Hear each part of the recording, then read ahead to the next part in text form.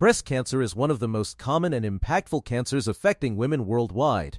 Recent advances are pushing breast cancer screening toward risk-based, personalized strategies that may outperform the traditional one-size-fits-all annual mammograms based solely on age.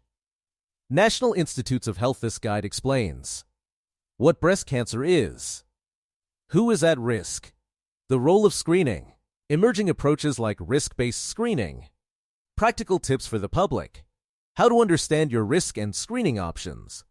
What is breast cancer? Breast cancer begins when cells in the breast grow abnormally, forming a mass or tumor. These cells can invade nearby tissue and metastasize or spread to other parts of the body if not detected early. It most commonly affects women but can rarely occur in men. It's classified as invasive, means spreads into surrounding tissue, or in situ, means contained. Early detection is one of the strongest factors improving survival because treatment is often more effective at earlier stages. Who is at risk? Breast cancer risk depends on a combination of non-modifiable and modifiable factors. Non-modifiable risk factors are female sex, the single biggest risk factor. Age risk rises with age. Genetic mutations BRCA1, BRCA2, and other high-risk genes. Family history, first or second-degree relatives with breast cancer. Breast density, dense breast tissue increases cancer risk and lowers mammogram sensitivity. Modifiable or lifestyle factors are alcohol use, obesity after menopause, hormone replacement therapy, not breastfeeding, physical inactivity. Public awareness of these factors can help individuals and health providers better tailor screening and prevention. Why early detection matters? Early-stage breast cancers are far easier to treat successfully. A mammogram that detects cancer before symptoms appear can greatly improve survival rates. Delayed or missed screening is linked to more advanced disease and a higher risk of death. One study found women who missed their first recommended mammogram had a 40% higher risk of breast cancer death over time. Traditional screening is age-based mammography. For decades, guidelines have recommended age-based screening, common age-based guidelines. Many recommend starting mammograms at age 40 or 50 in average-risk women. The USP staff now suggests starting at 40, screening every 2 years through age 74 years for average-risk individuals. Other bodies support annual mammography from age 40 to 44, yearly through age 54, then every 2 years. These recommendations vary between countries and organizations, but all emphasize the importance of regular checks. Why risk matters? The shift to personalized screening. Evidence is mounting that personal risk-based screening may be more effective and efficient than annual mammograms for everyone. What is risk-based screening? Risk-based screening uses individual risk like genetics, age, breast density, lifestyle, family history to determine when to start screening, how often to screen, which techniques to use, mammogram versus MRI. Recent study insights. A large trial, the Wisdom study, compared risk-based screening with annual mammograms and found risk-based screening was as safe and effective as annual mammograms. Women in the risk-based group had 1/3 fewer advanced cancers compared with annual screening. Screening regimens varied. Low-risk women screened less frequently, high-risk women screened more often and with more sensitive imaging. This suggests personalization can reduce unnecessary tests and detect cancers earlier at treatable stages. How risk is assessed? Risk assessment tools integrate multiple factors to estimate breast cancer risk. Breast Cancer Surveillance Consortium model. Some assessments now include breast density and genetic variants. These tools help clinicians tailor screening plans and guide discussions about prevention and early detection. Supplemental and advanced screening tools are: beyond mammography, MRI is recommended for high-risk individuals, 20 to 25% lifetime risk or more. Digital breast tomosynthesis is 3D mammography, improves detection in dense breasts and lowers false positives. Artificial intelligence is emerging evidence suggests AI can support radiologists by helping detect more cancers early, reducing false positives. Prioritizing high-risk cases for double reading, lowering rates of later diagnosis by 12%. AI is not a replacement for clinicians, but an advanced tool to improve performance. Clinical breast examination and self-awareness. In addition to imaging, clinical breast exam CB by a healthcare provider plays a role, especially where mammography access is limited. Breast self-awareness, knowing how your breasts normally look and feel, helps detect changes early. Community outreach often encourages routine self-checks as part of early detection. What happens if screening finds something abnormal? Let's talk about something many people fear. What happens if my screening mammogram shows a problem? First, an abnormal screening result does not automatically mean cancer.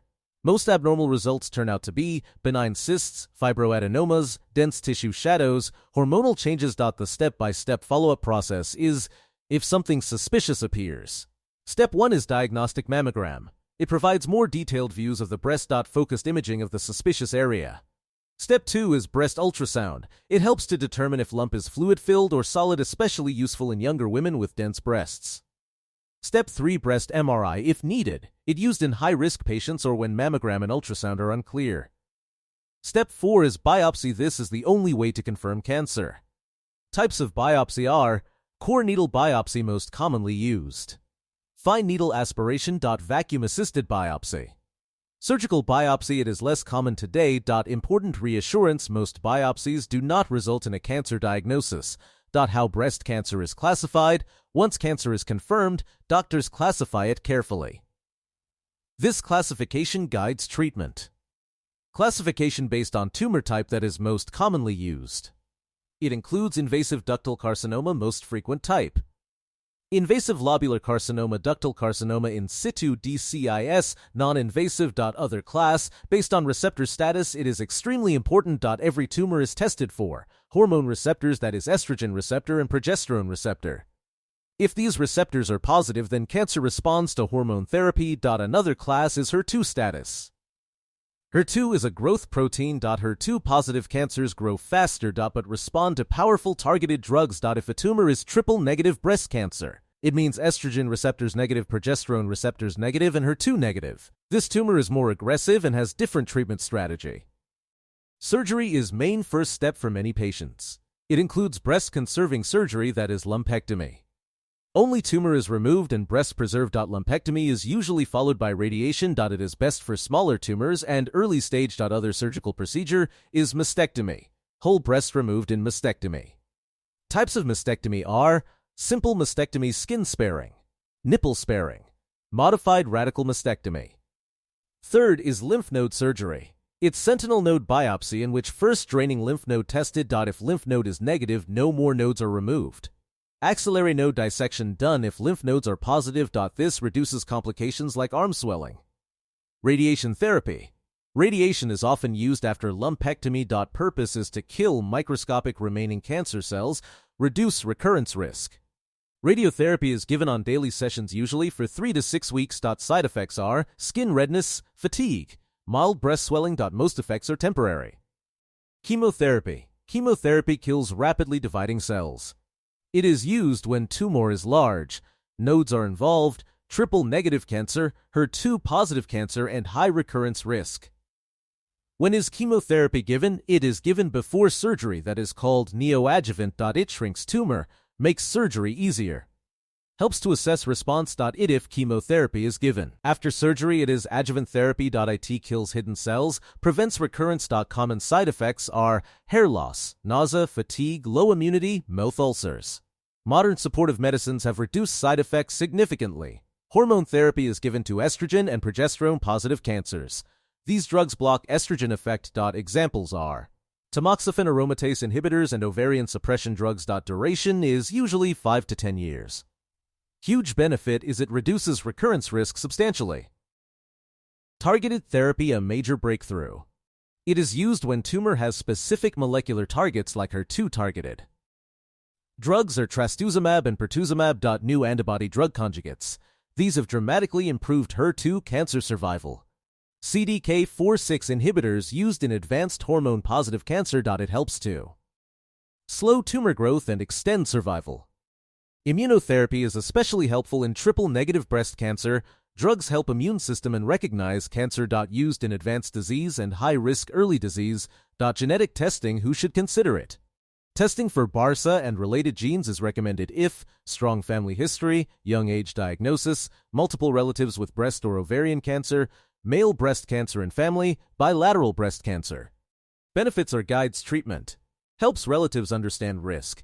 may lead to preventive strategies. Risk reduction options for high-risk women. 4 very high-risk options are preventive medicines like tamoxifen, raloxifene, aromatase inhibitors. Preventive surgery, risk-reducing mastectomy, risk-reducing ovarian removal like BRCA carriers. These are personal decisions made with specialists. Life after breast cancer includes survivorship care. Survival is improving worldwide. Survivorship care includes regular follow-up visits, mammograms, bone health monitoring, heart monitoring if certain drugs used, mental health support, lymphedema prevention, nutrition and exercise. Lifestyle after diagnosis research shows better outcomes with regular exercise, healthy body weight, low alcohol intake, plant-rich diet, stress management, adequate sleep. Warning signs are people should never ignore even with screening like new lump, skin dimpling, nipple inversion, bloody discharge, persistent breast pain, red swollen breast, change in breast size or shape. Message for public: don't wait and get checked early. Common breast cancer myths are myth 1. Only women with family history get breast cancer. Fact is, most patients have no family history. Myth 2. Painful lumps are cancer, but fact is many cancers are painless. Myth 3. Mammograms cause cancer. Radiation dose is extremely low. Myth 4. Biopsy spreads cancer. It is scientifically false. Myth 5. Young women don't get breast cancer. They can though, but less common. Public health message. What communities should do. Promote screening awareness. Encourage age-appropriate mammography. Support risk assessment. Improve access. Reduce stigma. Educate families. Support survivors. If you are a woman aged 40 or above, talk to your doctor about breast screening. If you have a family history, ask about risk-based screening. If you notice a change, do not delay evaluation. Early detection saves lives. Personalized screening is the future. Knowledge is protection. Frequently asked questions are: does risk-based screening replace mammograms? No, it optimizes how and when mammograms or MRIs are used based on your individual risk. Do men get breast cancer? Rarely, about 1% of cases, but awareness and reporting of symptoms are still crucial. What if I have dense breasts? Dense tissue may hide cancers on mammograms. Supplemental imaging may be recommended. You can ask any question in comments related to breast cancer.